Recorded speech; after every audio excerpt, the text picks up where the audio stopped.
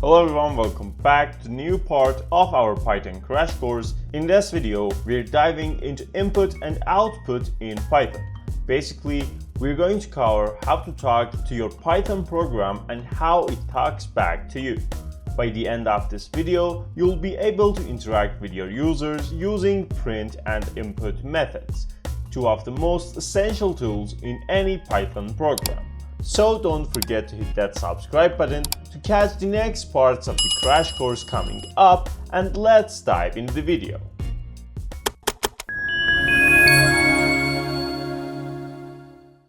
Now this part is for our inputs and outputs. Let's start with outputs using our print method and function that we got see this in the previous part too. So we have this method and function right here that what we put inside of this parentheses is going to be shown in our terminal and output for us. For example, let's say here we're going to have our test example right here. If we run our program, you can see we got this words and this line right here. But in Python, we can print multiple arguments with simply one print function. And how we're going to do that? Let's say we have these two as separate two strings. First one is this test and second one is this example. If we separate these two items with this simple comma and run our program again, you can see again we got the same example and same result right here. Because by having this comma between of our items, Python automatically puts space between of these two arguments and prints that for us. And of course, you can have other values after this too. For example, maybe you want to have some numbers and some floats here after this. If we run again, you can see we got all of the things that we put right here in our output. And all of them has been separated by a space instead of this comma right here. But in Python, we can change this separator to be whatever that we want. For example, instead of the space, let's say we want to separate them with simple hyphen or dash. So for having that, we're going to put another comma at the end of our arguments, and then we're going to have this sep and equal that with the thing that we want to separate our items with. For example here, if we pass this hyphen right here, if we run again, you can see this time it got separated by this hyphens right here and not spaces. Of course, you can have anything that you want. For example, let's say we want to have this vertical bar as our separator. And this time, if we run again, you can see we got our items separated by our vertical bar. But another cool thing that we can do just like this is having another end parameter after these items. And how it works is having this end at the end and equaling that with something right here. For example, let's say we want to have this 2 plus at the end. If we run this, you can see when we got printing, after our final argument and item, we see these two items coming here. And pay attention, it's not going to separate from these items. It's going to attach to the end of our last item. And we got this right here. And of course, you can have anything that you want here. For example, let's say we got this word test. If we run again, let me turn on auto scroll. And if we run again, you can see we got the test attached to this one. But now let's say we want to have our simple string right here, which has this simple example inside of it. And let's say we want to have this dot right here, and we want to have our second example right here. If we want to run this, of course you can see it's going to run just like this in one line. But let's say we want to have this second one in different line. If we have enter right here, nothing is going to happen. And if we run again, you can see it's going to act like separator right here and show us again these two items after each other. But the way that we can do this is by having our new line magic, which is this \n. And by having this, if we run again, you can see it's going to come to the next line just like this. But let's say we want to have our second word in another quotation marks. You know, if we want to use this double quotations, it's not going to work because our whole sentence is in double quotations. Of course, we can use our single quotations here and this should work fine. But let's say we want to have this double quotations around our whole sentence and our word too. And for that, what we need to do is using this double quotation, but with backslash before that. And by having this, again, this is going to be print. And now if we run again, you can see we got our second with double quotation marks right here, which we're going to talk about these symbols later in the course. But now let's make our program interactive. Well, we use print as our program to talk to us, and we need to use input to our program ask the user for information. What I mean is, let's say here we got our input, and here we pass the message to our user to get response from the user. For example, let's say we want to have what is your name? And by having this, pay attention, if you run this in VS Code just like this, you cannot type right here in the output because this is read-only editor. And for having ability to interact with your terminal, you have to come to this terminal tab right here and run your program from here. We're going to come to the path that we're inside of it, which if you're not, you can come here in your directory tree and right click on your file and you have this open in integrated terminal. And if you click this, it's going to open the same path for you. And here you need to have your Python at the first and then name of your file, which mine is this main.py.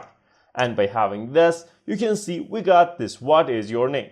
And here if we pass our name right here and press enter, you can see we got this line worked and then the second print line worked after this too. But if you pay attention, we don't do anything with this name that we passed here. So we need to save the user's response to some variables. And you know from the previous part, we're going to save the variables just like this. And by having this, we can use our name variable through our application after this line. And let's say here we want to have the name of our user print to the terminal. So again, if we run our program right here, it's going to ask for our name. Let's say we pass this Jack. And now if we press enter, you can see we got this Jack printed right here.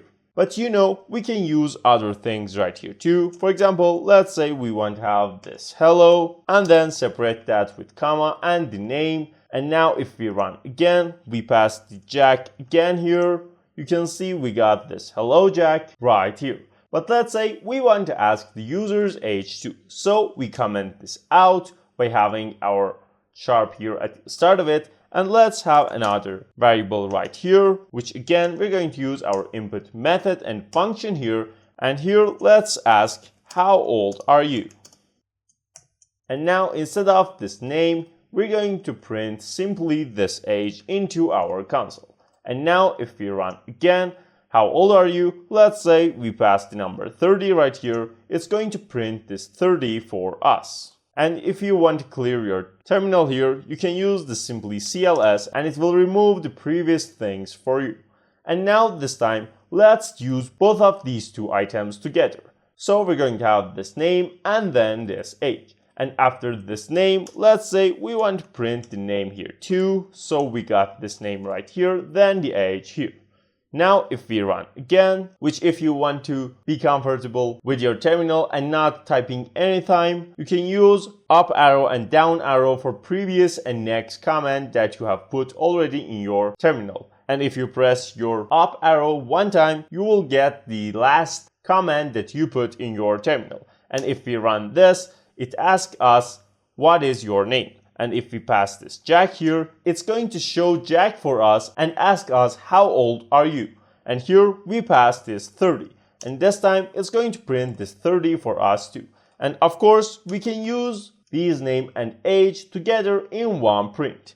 And here we're going to have this name, separate that with this comma. Then we're going to have string here, which is, and then the age, of course. And at the last, we're going to have this years old. And now again, if we repeat the work that we done, we got this Jack, we got this 30. You can see we got this Jack is 30 years old. But let's say we want to add one number to person's age right here. If we use this +1 right here at the age and run our program, the name is Jack again. But if we put this 30, for example, you can see we got this error. And that is error because our age here is string and not number. Pay attention from the previous parts. We got our type method that we can use. And here in our print, let's say we remove these things here and have this simply type. And then we check the type of this age. If we run our program and fill the name part, and then for the age, if we pass only these numbers, it's going to return the class of string for us again. Because no matter if user types a number, it comes back as a string. And of course, you know how we can fix this item.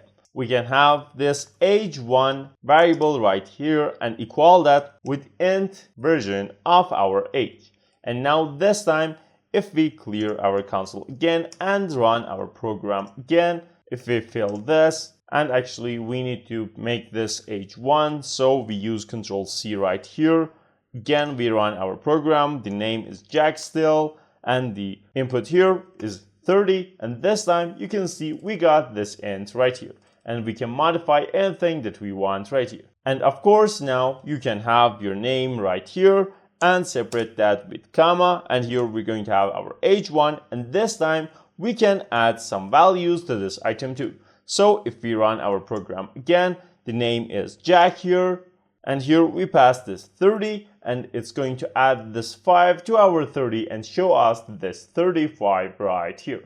But you know that we got this method of showing and merging several things with each other with print. For example, let's say here we're going to have this user's name is, then we're going to end this string, have our variable right here, then have another separator here, then we're going to have another string, and this time we're going to have and he has then our age with its comma, and after this another one, and this is our years old. But you can see this is a little bit messy than what we used. So instead of this, we can use another awesome formatting called fString. And how it's going to work is simply we start our string with f before of our quotation marks.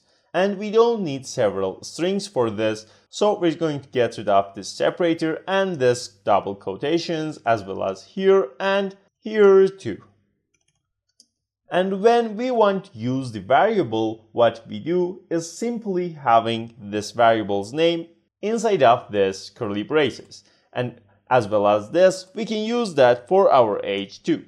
And this time, if we run our program, we pass our name here and then our age here, and after we press the enter, you can see we got our result right here as well as the last syntax, but this is more efficient and better to use. And it's very clean and readable. So in this part, you learned how to use print to display information to the screen, how to use input to get user inputs, which return us always as string. You can format outputs with sep and end at the end of your print with multiple arguments, and you learned how to convert your inputs from string to numbers when you want to add something or subtract something from that number, and you learned how to use fstrings in your print and outputs. Don't forget to like and comment any question that you might have, and subscribe to the channel to see the next videos coming up about other topics in Python.